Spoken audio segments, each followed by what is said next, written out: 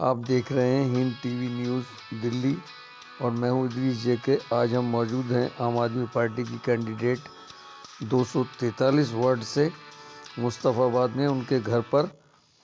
आज उनके परिवार से पहले आप देख रहे हैं परिवार से मिले और यहाँ पर वो खुश नज़र आई। लगता है उनकी जीत पक्की है। पेश है उनसे कुछ बातचीत के अंश। नमस्कार, आदाब। मैं हूं इदरीस जेके और आप देख रहे हैं एमसीडी इलेक्शन 2022। जी हाँ, दिल्ली में जो इलेक्शन हो रहे हैं उनके बारे में हम आपको बताने जा रहे हैं, क्योंकि हमारा मकसद सिर्फ खबरें ही दिखाना नहीं, हमारा मकसद है सच्चाई आप तक पहुंचाना। जैसे कि इलेक्शन में कैंडिडेट खड़ा होता है, उसको पढ़ा लिखा होना चाहिए, उसकी जो भी क्वालिटी है उसके बारे में हम आपको सब बताएंगे। फ़िलहाल आज हम मौजूद हैं वार्ड नंबर 243 डॉक्टर नसरीन जी के पास, जो आम आदमी पार्टी से जिनको टिकट मिला है। तो हमारे चैनल में आपका स्वागत है। Thank you. और हमारा जो पहला क्वेश्चन वो ये है कि आपके सामने वार्ड नंबर 243 क्या है? वार्ड नंबर 243 हमारे लिए एक बहुत बड़ी समस्या है। जैसे कि आप जानते हैं, यहाँ पर तो समस्याओं का एक तरह से भंडारी है। कूड़ा देखिए आप, सड़कों के ऊपर इतना रहता है, कोई झाड़ू देने के लिए भी एक एक महीना 2-2 महीना गायब हो जाते हैं। बाय द वे, अगर कभी कभी ऐसा भी होता है कि नालियाँ साफ़ हो जाती हैं तो उनका कूड़ा सड़कों पर आ जाता है और वो सूख के फिर नालियों के अंदर दोबारा चला जाता है, उसको कोई उठाने वाले भी नहीं आता। मतलब एक तरह से जाम लग जाता है। जाम लग जाता है। जाम क्या लग जाता है? नाले जाम हो जाते हैं। नाले ही जाम हो जाते हैं। जी। तो मेरे तो सामने किसको कसूरवार समझती हैं? देखिए, कसूरवार तो सरकार है जो कि आज तक बीजेपी की थी। दूसरी चीज़, यहाँ के जो काउंसलर थे वो कांग्रेस के थे और कांग्रेस का कोई वजूद भी नहीं है, उसका तो बिल्कुल ज़ीरो हो चुका है। तो मैं तो फिर भी यही कहूँगी, जो परेशानी हम लोगों के बीच में आई हैं, लोगों को समझना पड़ेगा इन परेशानियों के लिए और देखना पड़ेगा कि आज की सरकार, जो आम आदमी पार्टी की सरकार है, वो दिल्ली के अंदर किस कदर की आपको फैसिलिटीज़ प्रोवाइड कर रही है। तो मैं यही सोच करके इसके अंदर आई थी, आम आदमी पार्टी के अंदर, क्योंकि ये सरकार जो है थी नहीं, आई हूँ। नहीं, आई थी। अच्छा, पहले कब से आए हैं आप? 12 साल पहले से। 12 साल पहले। हाँ। देखिए, एक और सच्चाई सामने आई, जैसे कि हमने अभी भी बताया था आपको। जो ये मुझसे बताएंगे वो मैं आपको बताऊंगा। इन्होंने बताया कि मैं आई थी, मैंने इसको समझा कि हो सकता अब नहीं है, लेकिन नहीं, 12 साल पहले का एक ऐसा वजूद। जी हाँ, उसमें क्या क्या किया आपने? मैंने 12 साल के अंदर मैंने 12 साल के अंदर यहाँ पर आ करके जब ये देखा था कि कांग्रेस सरकार की यहाँ पर वो आई हुई है काउंसलर साहिबा, 10 साल से तो वो हैं, और उन्होंने गंदगी में इतनी भरमार कर दी है कि कोई भी आ करके नहीं देखता। अगर हम फ़ोन करके भी बुलाना चाहते हैं कि बच्ची की शादी है पड़ोस में, उसकी सफाई हो जाए, लेकिन वहाँ कोई देखता नहीं। फ़ोन करके कह देंगे, अरे हमारे पास अभी चपरासी नहीं है, हमारे पास स्वीपर नहीं है, हमारे पास गाड़ी नहीं है। तो वो मांगते क्यों नहीं? क्योंकि उनकी बीवी के अंदर इतनी सलाहियत नहीं है कि वो फ़ोन करें या किसी तरह से भी उसको बुलाएं। देखिए, जब ये किसी काम के लिए कॉल करती हैं तो वो कहती हैं हमारे पास टाइम नहीं है। देखिए, ये भी एक समझने वाली, सोचने वाली बात है। तो मैंने तो 10 साल के अरसे में इसमें कांग्रेस को ही देखा था, इससे पहले बीजेपी की भी थी, लेकिन सफाई की तो कहीं नाम निशान था नहीं। तो इसी सोच के लिए कि मुस्तफ़ाबाद के अंदर भी उन जो भ्रष्टाचार हो रहा है उसको ख़त्म किया जाए, गंदगी को दूर किया जाए, गंदगी के ढेर को ख़त्म किया जाए, इसी पर्पज़ से मैं आम आदमी पार्टी में शामिल हुई थी। अच्छा, यहाँ पर जो ये डिस्पेंसरियाँ बनी हुई हैं, इसके अंदर इस कदर परेशानी है कि लोग बाग लाइनें लगती हैं दवाई के लिए, लेकिन जब नंबर आता है कहते हैं दवाई नहीं। ये बिल्कुल गलत है। मैं तो ये कहूँगी कि हर बंदा इतनी ढेर सारी दवाई लेकर आता, आयरन, कैल्शियम, प्रोटीन, दुनिया भर की दवाइयाँ मिलती हैं। आम आदमी पार्टी की जो सरकार है वो हर डिस्पेंसरी में, हर चीज़, हर बड़े से बड़े हॉस्पिटल में कोई सी दवाई ऐसी नहीं है, बड़े से बड़ा ऑपरेशन होता है। देखिए दर्शकों, जो आपने हमसे शिकायत की थी उसका जवाब दे रही हैं ये हमसे कुछ कहेंगे, हम आपसे कुछ कहेंगे।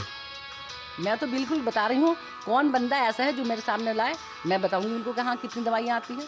आप जाकर देखिए हॉस्पिटल के अंदर, जो एक गरीब आदमी, क्योंकि मेरा भी अपना हॉस्पिटल है, बहुत सारी औरतें ऐसी आती हैं जो यहाँ पर खर्च नहीं दे पाती हैं, ऐसी भी प्रॉब्लम हम कहेंगे। कोरोना के दौरान आपने क्या क्या खिदमत की लोगों की? कोरोना के दौरान बिल्कुल सही पॉइंट पकड़ा आपने। कोरोना के दौरान देखिए, जब सब कोरोना का यहाँ पर बहुत ज़्यादा फैला हुआ था, लोग सड़कों पे नहीं आ रहे थे, उस वक्त हम स्कूलों में से खाना घर घर पहुंचवा रहे थे अपने बच्चों से।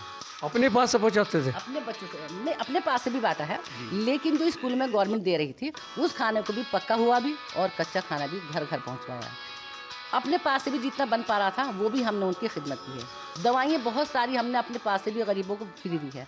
डिलीवरी मेरे हॉस्पिटल में हुई, बहुत सारी ऐसी डिलीवरियाँ हुई हैं, आपको मैं उनका भी नाम भी बता सकती हूँ, ऐसा नहीं है। तो वो भी जो डिलीवरियाँ हमने कराई हैं वो भी हमें फ्री कराई हैं हमने। जहाँ से मेरी पूरी कोशिश रही है, रज़ाइयाँ सर्दियों में बाँटी गरीबों के तलक। ये सोच लिए कि जितनी यहाँ पर बूढ़ी औरतें हैं या बेवा औरतें हैं या बहुत मदरसे के जो गरीब बच्चे हैं, तो उनके लिए भी हमने काफ़ी कुछ उनसे, आप मदरसे में जाके पूछ सकते हैं, आप गरीबों से जो यहाँ की बेवाएँ हैं आप उनसे पूछ सकते हैं कि हमने उनको बहुत कुछ उस वक्त पे मदद की थी और अब भी करते हैं।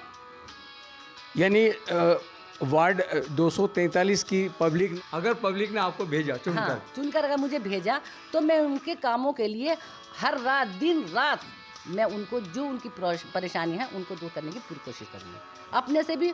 और जो मैं खुद नहीं कर सकती, जो सरकार के देने की चीज़ें, जैसे फर्क के लिए नालियाँ बननी है, तो वो मैं तो गवर्नमेंट से ही कहूँगी ना, सदन में बोलूँगी ना उनके लिए। बच्चों की एजुकेशन के लिए मैं बोलूँगी ना उनके लिए। एजुकेशन के मामले में एक सवाल आया कि यहाँ पर जो स्कूल था टेंट वाला, उसके बच्चे बहुत दूर जा रहे हैं और जब उनकी छुट्टी होती है पुल से उतरते हैं तो कई बच्चे कूदते हैं पुल से और उस पुल से कूद के उनके चोट भी ली जाती है। एक दिन मैं न्यूज़ बना रहा था तो एक बच्ची बहुत ही हताहत होने से बची। जी हाँ, बिल्कुल सही कहा आपने। ये स्कूल अभी एक साल लगभग टूटे हुए हो गया, लेकिन मैंने तो क्लियर मुझे भी नहीं है, मैंने सुना है कि इस पे जो कांग्रेसी कुछ है उन्होंने इस पे ले लिया है और इसका हमको रुकवा दिया गया है। तो अब जब ये स्कूल बनेगा तो वो इतना शानदार बनेगा जैसे कि अभी तक और जो जितनी भी पौष कॉलोनी में बढ़िया बढ़िया स्कूल बने हुए हैं उससे भी ज़्यादा यहाँ पर बनेगा, इसका हम यकीन दिलाते हैं। चलिए, ये भी है। उसके बाद जैसे मस्जिद के रास्ते हैं, मलिन बस्तियों के रास्ते हैं, वो इतने कंजस्ट कहना तो ठीक नहीं, उसमें इतनी कीचड़ भरी रहती है कि नमाजियों को भी गुजरना बड़ा मुश्किल पड़ता है। उनके लिए क्या हो? मैंने आपसे शुरू में ये अल्फाज कहे थे कि यहाँ पर नालियों में कीचड़ इतना भरा रहता है, वो अगर निकल के सड़क पे आ जाता है तो फिर वो सूख के सड़क का कूड़ा फिर नालियों के अंदर चला जाता है और उसको उठाने वाला कोई नहीं होता। मेरी पूरी कोशिश ये रहेगी कि सड़क पे एक दिन भी कूड़ा जमा नहीं होना चाहिए, क्योंकि हम यूपी के रहने वाले थे, अब दिल्ली में रहते हैं। यूपी में सुबह फजर की नमाज़ होती थी और उठाने आ जाते थे कूड़ा, सेम वही काम होगा ताकि उठाने वालों को भी जाम ना लगे। यहाँ जो आते हैं, अगर कभी कूड़ा उठाने आ भी जाते हैं ना, 10 बजे 11 बजे 12 बजे आते हैं तो पता चली कि सड़क पे जाम लग जाता है कूड़ा उठाने वालों का। तो मेरी पूरी कोशिश ये रहेगी कि सुबह 7 बजे से पहले पहले झाड़ू और कूड़ा वहाँ से हट जाना चाहिए। एक और ऐसी चीज़ है, मतलब एक सवाल ऐसा उठ रहा है पब्लिक के अंदर कि कुछ लोगों को टिकट मिल रहा था आपकी पार्टी से, लेने के उम्मीदवार थे, या वो जैसी पार्टी के आदमी नाराज़ हैं आपकी पार्टी से, उनके लिए आप क्या संदेश देना चाहेंगे? देखिए, पहली बात तो ये होती है कि टिकट होता है सब मुकद्दर का खेल। जी। हर चीज़ जो होती है अल्लाह ताला ने ये कहा है कि वक्त से पहले और मुकद्दर से ज़्यादा कुछ नहीं हो सकता।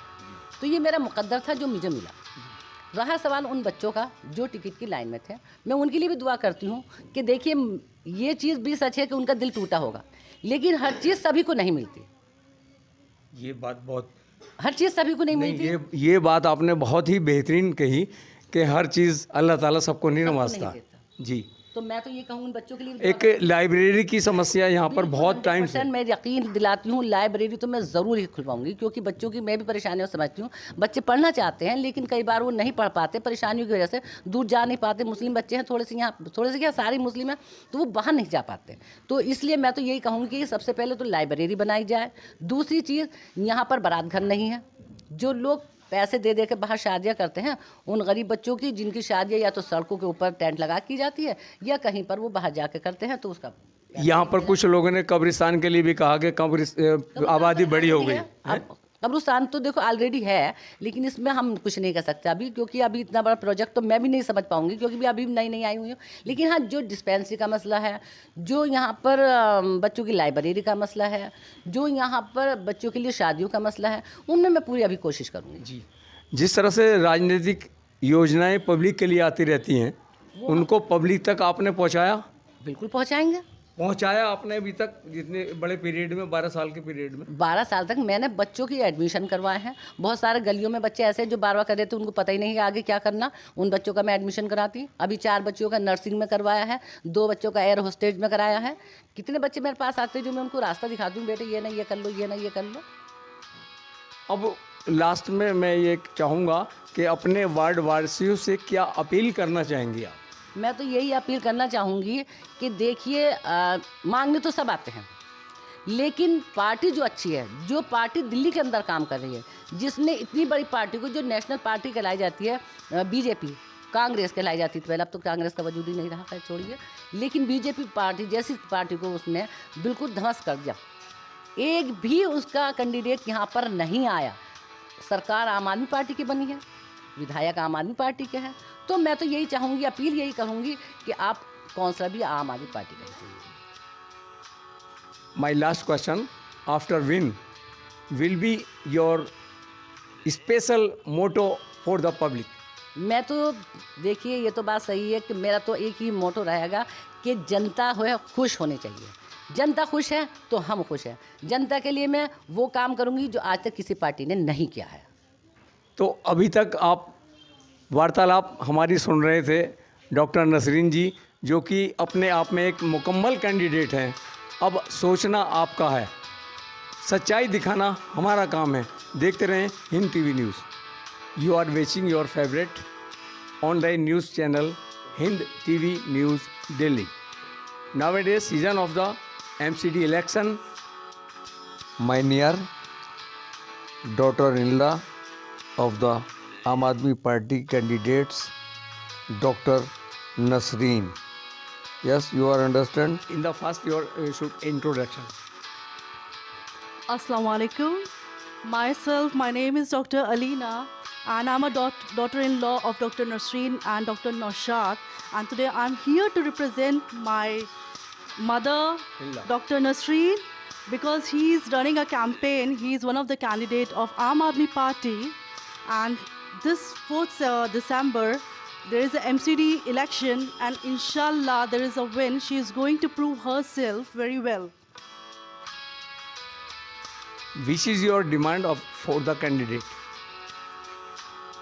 Well, according to me, the seat belongs to a female, and it's very important that our female should be educated, and that a person who can walk and walk shoulder to shoulder to with the man, Door and to door. and also go door to door and talk to the people. It's very important to know their problem.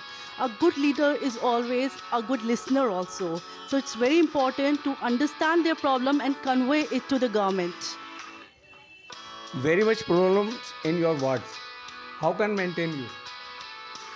Well, there are a lot of problems. One, it's very important that the garbage, the streets had converted into a totally garbage. The ditches that we call a nali, there are a lot of trash there. The second thing is the people are not educated. It's very important to bring the education in this field and uplift the female. A female can only understand the problem of a female.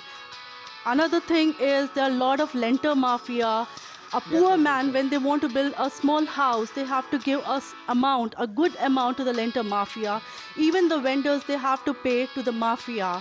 Another thing is like there should be a proper hospitals, MCD hospitals, and the problem maybe. yeah, and the education area also. And the most important, the people are unaware. They are very negligent after doing their 12th.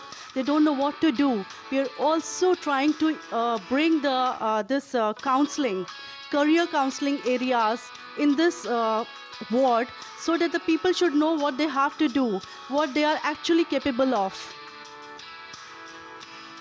You are listening here. What is your demand? Tell me, and we can solve your problem.